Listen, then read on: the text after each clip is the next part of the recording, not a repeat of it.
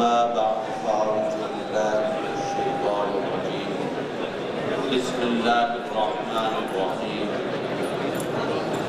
إنا أعطيناك الكوثر فصل لربك وانحر إن شانئك هو الأبتر صدق الله مولانا العلي العظيم وصدق رسوله النبي الأمين ونحن على ذلك لمن الشاهدين والشاكرين والحمد لله رب العالمين۔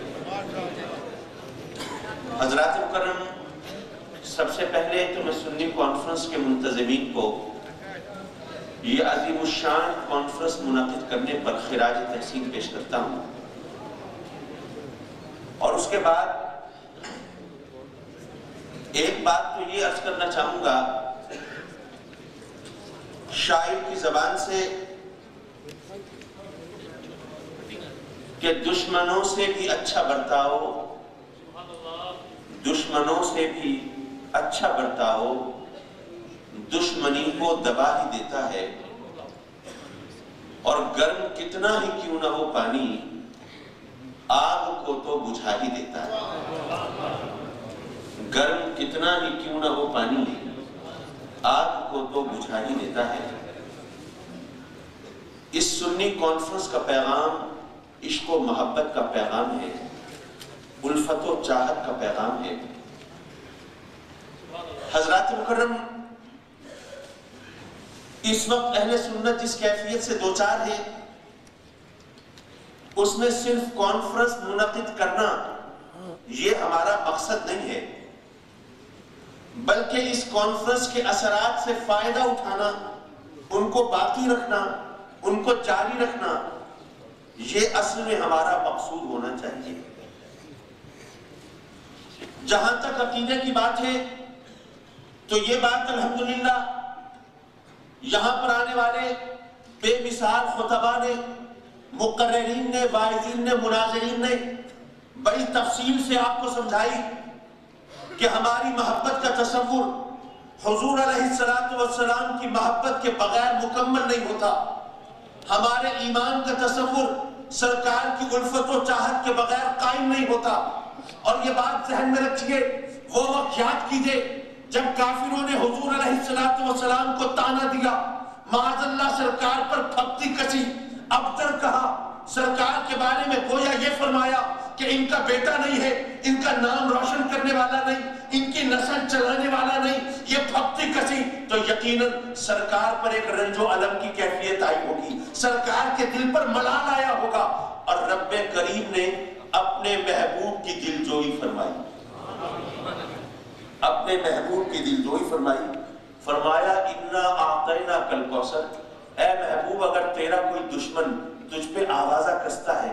باتیں بناتا ہے، تانے دیتا ہے، تو تو ان باتوں کو اپنے دل پہ کیوں لیتا ہے؟ تیری دلجوئی کے لیے، تیری تسلی کے لیے تو میں رب کائنات کہتا ہوں کہ میں نے کوثر عطا فرماتی ہے، خیر کثیر دیتی ہے، دونوں جہانوں کی بھلائی تیری جھولی میں رکھتی ہے۔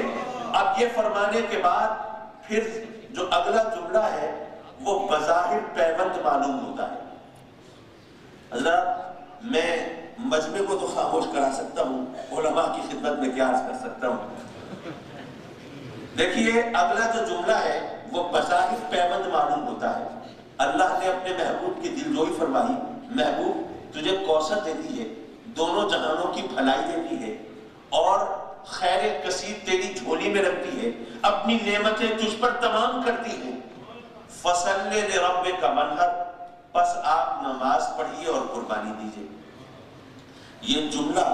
یہاں بظاہر ایک پیوند نظر آتا ہے، وہ اس لیے کہ جب دلجوئی ہو رہی ہے تو ایسے میں واعظ و نصیحت کی گنجائش تو نہیں ہے، ایسے میں کسی تلقین کی ضرورت تو نہیں ہے۔ اگر اللہ اپنے محبوب کا دل بہلا رہا ہے تو یہاں پر نماز اور قربانی کا حکم کیوں دیا جا رہا ہے؟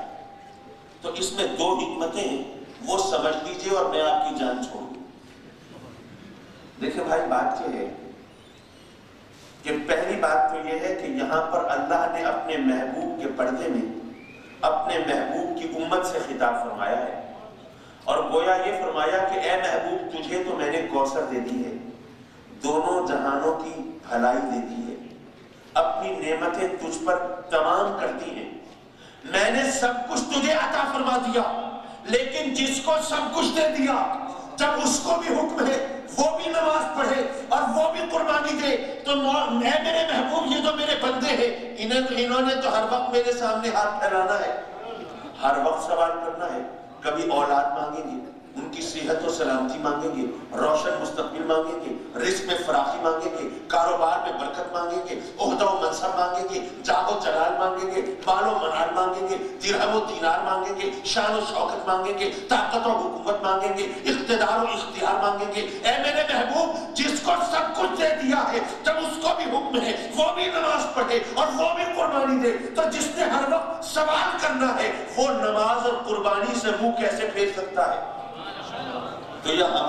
ہم سے خطاب ہے اللہ نے اپنے محبوب کے پردے میں، لیکن وہ اعتراض تو اپنی جگہ رہا کہ اگر اللہ اپنے محبوب کا دل بہلا رہا ہے، دل جوئی فرما رہا ہے، تو ایسے میں تلقین اور واعظ و نصیحت کی ضرورت تو نہیں ہے،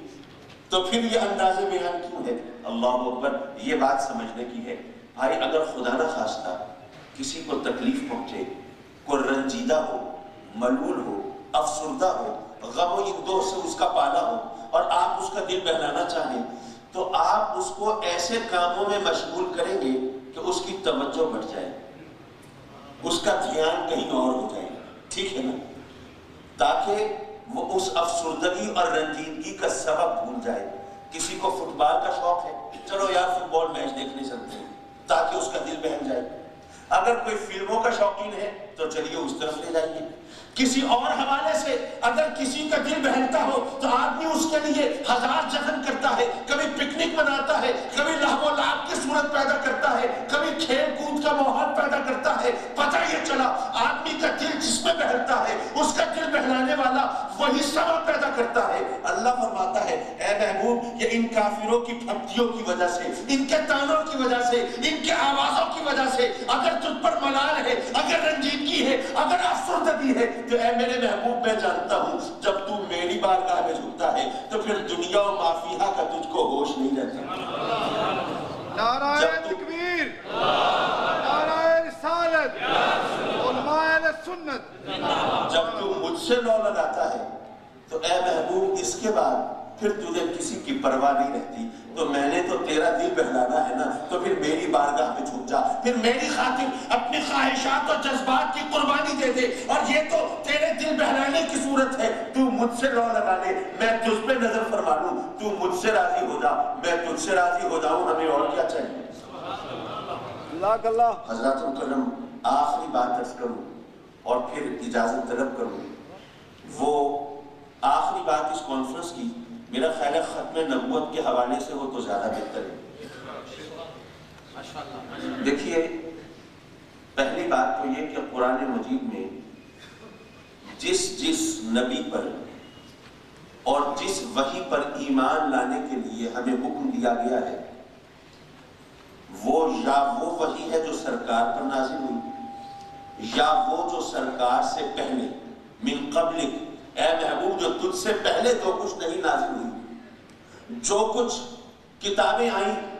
جو کچھ آسمانی صحیفے آئے، جو بھی ریویلڈ بکس آئیں،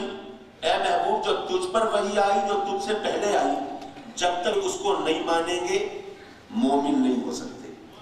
پورے قرآن میں کہیں نہیں آیا کہ اے محبوب اگر تیرے بعد بھی وحی آئے تو اس میں بھی ایمان لانا ضروری ہے۔ بعد کی وحی کا پورے قرآن میں ذکر نہیں، تو اس سے پتہ یہ چلا کہ سرکار کے بعد وحی نہیں آنی، ورنہ وحی پر تو ہمیں ایمان لانا ہے۔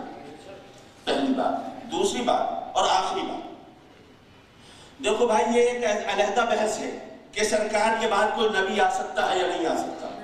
ہم اہل سنت کا ایمان ہے سرکار کے بعد کوئی دوسرا نبی نہیں آ سکتا، یہ ہمارا یقین ہے، یہ ہمارا اعتقاد ہے، یہ ہمارے ایمان کی بنیاد ہے، یہ ہمارا ایمان ہے۔ لیکن اگر یہ ایک علیحدہ بحث ہے نبی آ سکتا ہے یا نہیں آ سکتا، لیکن کوئی نبی ہو سکتا ہے یا نہیں ہو سکتا یہ تو علیحدہ بات ہے۔ یہ بتاؤ جو کوئی نبی ہونے کا دعویٰ کرے، بھئی سرکار سے پہلے بھی تو لوگوں نے نبوت کے دعوے کیے تھے، ہر ایک اس وقت تو نبی آ سکتے تھے، اس وقت پرکھا جاتا تھا یہ نبی ہو سکتا ہے یا نہیں ہو سکتا، ٹھیک ہے نا؟ بھئی ایک شخص اٹھ کے دعویٰ کرتے کہ میں نبی ہوں، اب اس بحث میں پڑے رہتے ہو نبی آ سکتا ہے یا نہیں آ سکتا، یہ بھی تو دیکھ لو یہ دعویٰ کرنے والا ہے کیسا، یہ کون ہے بھئی؟ یہ چنگی کا محرر، یہ شخص جس کی موت جہاں پہ ہوئی، میری سوفسٹیکیشن اجازت نہیں دیتی وہ نقشہ کھینچ سکوں، تو بھائی اب ایسے شخص کے بارے میں کوئی کہے کہ وہ وہی ہے، اس پر وہی نازل ہوئی، وہ نبی ہے جس کی کبھی کوئی بات سچی ثابت نہیں ہوئی، ہمیشہ اس کا کہا جھوٹ ہی ثابت ہوا، تو حضرات محترم اہل سنت جو ختم نبوت کے قائل ہیں، لیکن وہ جو دوسرے ہیں، وہ دارالعلوم دیوبند کے بانی نے اپنی کتاب میں لکھا ہے کہ سرکار کے بعد کوئی دوسرا نبی بھی آ جائے تو سرکار کے ختم نبوت پہ فرق نہیں پڑتا، تو یہ قادیانیوں کو غذا وہیں سے ملی ہے، شہ وہیں سے ملی ہے، یہ خیال وہیں سے ملا ہے، اور یہ اس بات کا ارادہ وہیں سے ملا ہے، اور جن کے ہاتھ سے یہ کوپن پھوٹی تھی یہ ختم نبوت کے خلاف یہ عقیدہ جنہوں نے دیا تھا، آج وہی ختم نبوت کی کانفرنسیں منعقد کرتے ہیں اور اہل سنت کے بارے میں یہ تصور دیتے ہیں کہ انہیں ختم نبوت سے کوئی غرض نہیں۔ یہ حقیقت یاد رکھیے گا کہ قادیانیوں کو غیر مسلم قرار دینے کی پہلا مطالبہ اور پہلی قرارداد وہ میرے والد گرامی غزالی زمان راشدیہ دورہ رحمۃ اللہ علیہ نے پیش فرمائی تھی، تو اس لیے یہ ہمارا اجارہ ہے۔ اب دیکھیے جب وقت کا دامن ایسا ہو تو کہنے سننے کا نہ موقع ہوتا ہے، نہ گنجائش ہوتی ہے، نہ مزہ ہوتا ہے، یار زندہ، صحبت باقی، وآخر دعوانا